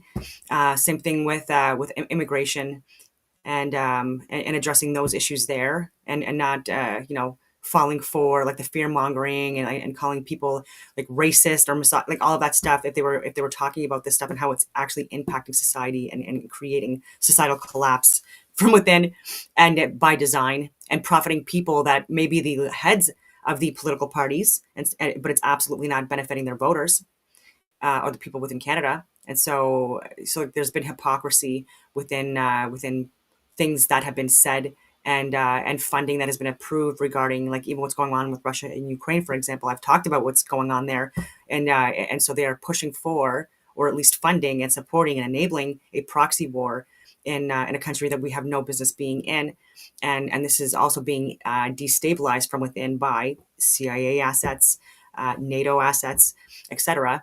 And so misinformed. So even at the highest level of the Canadian military, I'm talking the Chief of Defense Staff, even during the period when the war was first declared in Russia, Ukraine, on the record, making it come across as if it was some kind of a surprise event, even though even on my whiteboard, even weeks leading up to it, I was sharing information that was possibly going to happen. Believed in the ghost of Kiev, Snake Island. Ukrainians did not die on Snake Island. I keep on reiterating that, yet every political friggin' leftist was promoting that and sharing it, and people on the right as well got it wrong. But again, mostly people that just wanted to get us involved in a friggin' war with Russia. Essentially, it is what it is. And pushing for Article 5, the Canadian government or military, what that means is declaring or are asking for Article 5 would mean getting involved in a NATO-led war. Right, so fully supporting and saying like, hey, let's go to war. We want to make this official. Canada supports it, and we want in. And I'm like, what the fuck? And it was like even with the Polish farmers as well. Like this was Ukrainian air defense, and it was being blamed on Russia as well. Nord Stream and Nord Stream 2, the same thing. So many the dam, even targeting different infrastructure, like Ukrainian infrastructure, and blaming it on Russia, even though it was very clear who it actually was, and again, this is very much a gray area, just like with what's going on in Israel and Palestine right now, and some things in the Middle East also kicking off right now. But again, these are events that are not being properly reported on any side, on any fucking side, and which includes the conservative government right now. And so I've seen their social media posts as well, talking about like funding like more Ukrainian war, involvement and other areas as well. And again, it's very biased. And but again, it still is taxpayers' money being sent, whether it be DEI, whether it be leftist, or whether it be rightist stuff. It's just fucking ridiculous. So we need a Doge. Long story short, we need a Doge in Canada. Absolutely. And I would go on that committee. I would totally do that. I would not be good as a politician. I know so many people that are way more interesting than me, have crazy life and brilliant people tracking the reality of the world, really well educated, heroes types, and they would do such a friggin' better job. But for Doge, because of all the financial stuff that's involved, and like the people that I would be looking into, the corporations I would be looking into, like all of that stuff, like I'm already like I think 1 or 2 steps ahead of like people if they were to get hired by Doge now that haven't been doing the work that I've been doing, if that makes any sense. And again, for many years, like I was doing the courses for people to respond to natural and man-made disasters internationally, but also at home, right? So assessing events, what happened, why, who was involved, where's the money going, who would benefit, who would, all of that stuff, right? And yeah. Just one more video. I'm already on a friggin' rant, and I have to go to the dump today because my property taxes, like there's no waste removal services here. I don't mind it. But anyway, a couple of my posts. So why would, oh, my internet's slow. Let's do it on mute, maybe.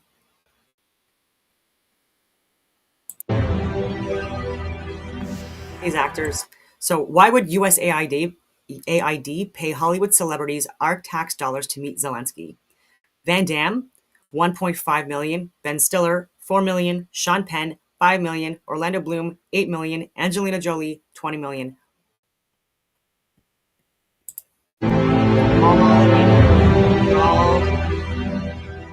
I'm going to give you a bit of context. I'm going to give you a bit of context into how Canada is doing compared to the US states. Let's take a look at GDP per capita. This is GDP per capita on a North American scale, and they've normalized it to US dollars. That means if you take the Canadian dollar and you normalize it for how much someone makes with the US dollar, this is what it would look like. And nearly half of our country is below Mississippi. Literally, the US's lowest GDP per capita state, we're below it. Ontario, BC, Quebec, Manitoba, Nova Scotia, New Brunswick, PI, we're below it. The only one that's in the mid-range is Alberta, and then Saskatchewan, and then Newfoundland, Labrador. But look at the difference. The Ontario GDP per capita is 40,000 American, compared to New York, which is over 100,000, Massachusetts, which is also almost double, Washington, D.C., California, Connecticut, and just purely speaking on a hypothetical, we would be the poorest. If each province were its own state, the country wasn't a state within it, we would literally be the poorest. Here's where it started to go wrong. Numbers do not lie. The second he was elected, our GDP per capita, which is another way of saying on average how much goods do people produce, which is another way of saying what is the income per person in that economy, specifically in that province or that state, it started going down in Canada when you compare it to the US. And what I've recently learned from an economist is that reason happened because we have a brain drain. Some of the top producing people, some of the brightest people in our country are leaving. And they're leaving to the US because they have lower taxes, lower cost of living. Housing is literally almost half the price compared to the Greater Toronto area, as an example. You buy a very, very small home in Niagara Falls, Ontario for $600,000-$700,000. Right across that border, it's $200,000. Maybe $250,000. Let's say $300,000. It doesn't matter. It is so significantly cheaper. And the only thing that separates us in the US is this imaginary line, thanks to this guy right here. And you have to keep in mind, every member of parliament that was under him voted for all the policies that we have, which created the higher taxes, higher capital gains, which they've supposedly put on pause. Luxury tax, they just keep taxing us to death, and it does not stop because us Canadians are so kind and so compliant and we're so polite that we like this. How could anyone ever vote the NDP or the Liberal Party again? It's insane. I'm going to give you a bit of context into how Canada is doing. So just wanted that out there because everyone's saying it's sunshine and rainbows. Everything is so great in Canada. Oh yeah. And again, I don't agree with joining the US. And again, like that makes me worried. Again, I like not to make like comparables or anything like that because they are obviously two different people from two different timelines. But being considered to be a nationalist, but with such international overreach, it's interesting, right? So like, are you a nationalist or are you an internationalist? Why do you want to expand into Canada? Like, why do you want to expand into Greenland? Like, why do you want to, so many different things. And and Canadians are suffering, right? But like not people within government who were part of the fucking scam, the money laundering scam, whatever you want to call it. Anyways, on that note, I will leave it at that, and I hope that everyone has a wonderful rest of your day.